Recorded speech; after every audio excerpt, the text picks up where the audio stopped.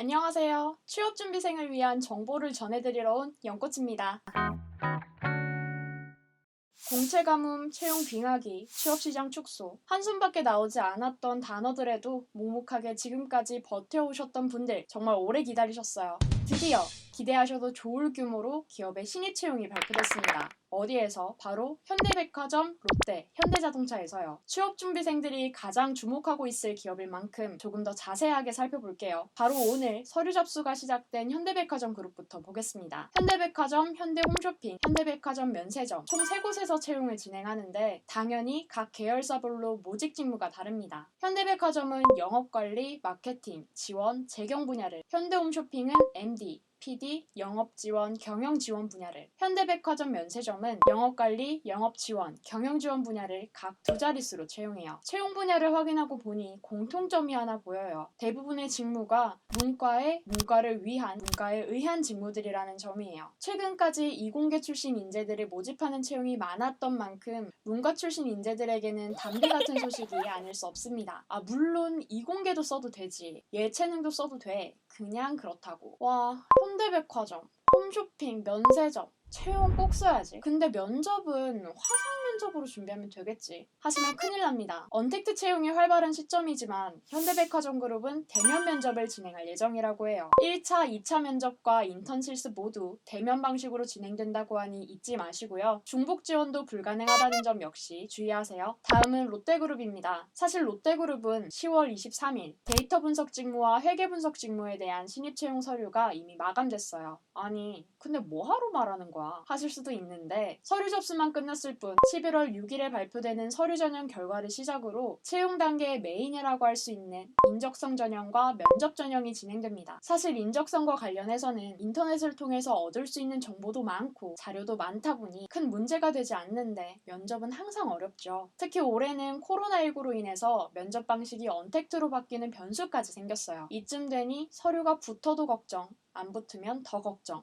맞죠? 앞서 말씀드렸던 현대백화점 그룹 정말 쓰고 싶지만 자기소개서를 어떻게 써야 할지 막막하시다 하는 분들, 롯데그룹 지원자분들 중 면접 준비에 등골이 서늘하다 하시는 분들, 또는 하반기 채용에서는 무슨 수를 써서라도 합격하고 말겠다 하시는 분들, 지금 당장 노트북, 핸드폰, 노트 뭐든 괜찮으니까 꺼내서 메모하세요. 현재 캐치카페 사이트에서 현대백화점 그룹 지원자와 롯데그룹 지원자를 위한 취업 트레이닝 접수를 받고 있습니다. 먼저 현대백화점 그룹에 대한 프로그램은 현재 서류 단계 접수가 진행 중인 만큼 지원 전 필수 체크 포인트부터 혼자 준비하기 막막한 기업 분석, 산업 예측, 그리고 자기소개서 항목별 작성법까지 세세하게 알려드립니다. 특강 진행 일자는 11월 2일 월요일 오후 6시부터 8시까지예요. 롯데그룹에 대한 프로그램에서는 면접과 관련된 체크사항부터 롯데그룹 면접 기출질문과 후기 공유, 스피치 지도 등의 기회를 제공해드릴 예정입니다. 진행일자는 현대백화점 그룹 특강과 마찬가지로 11월 2일 월요일이지만 시간이 조금 더 빨라요. 오후 3시부터 5시까지입니다. 두 프로그램 모두 캐치 사이트에서 상단 캐치카페 프로그램을 클릭하신 후 원하시는 프로그램에 접속하셔서 신청하기 버튼을 누르시면 돼요. 참 쉽죠? 채용 소식과 관련해서 확인해볼 마지막 기업은 현대자동차로 특히 공학을 전공했던 취준생들이 주목할 만한 소식이에요.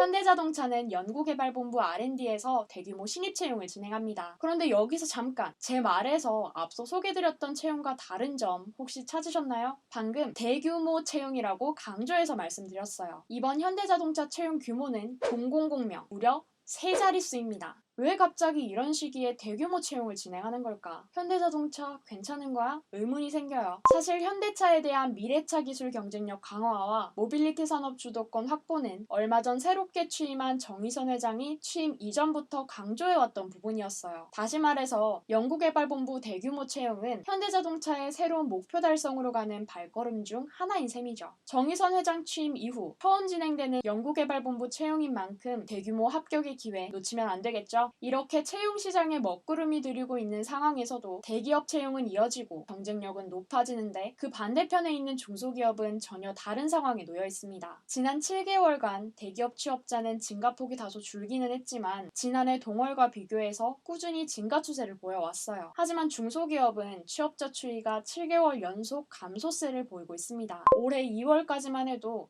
중소기업의 취업자는 2,422만 7천 명이었어요. 하지만 코로나19가 본격적으로 심화되기 시작했던 3월을 기준으로 약 28만 명이 감소했고 4월에 들어서는 54만 명에 가까운 인원이 중소기업에 취업하지 않는 현상을 보였습니다. 좀 더 세부적으로 살펴보면 5인 미만 소상공인 취업자는 987만 3천 명으로 지난해 같은 달보다 22만 6천 명이 줄었고요. 5인 이상 300인 미만 중소기업의 경우에는 21만 명이 감소한 1,444만 명을 기록했어요. 한편 공무원 시험을 준비하는 공시생의 수는 눈에 띄게 증가했습니다. 대학생과 취업준비생 중 37.4%가 현재 공무원 시험을 준비하고 있고 48.4%가 앞으로 준비할 의향이 있다고 해요. 그리고 공시준비생의 비율 역시 학업을 마친 취업준비생이 가장 많았고 졸업을 앞둔 3학년과 4학년 취업준비생이 그 뒤를 이었습니다. 꿈을 가지고 새로움에 도전하던 취업준비생들이 지금 왜 공무원 시험에 몰리고 있을까요? 56.4%가 노년까지 안정적으로 일하기 위해서 33%가 노후에 연금을 받을 수 있기 때문에 준비한다고 해요.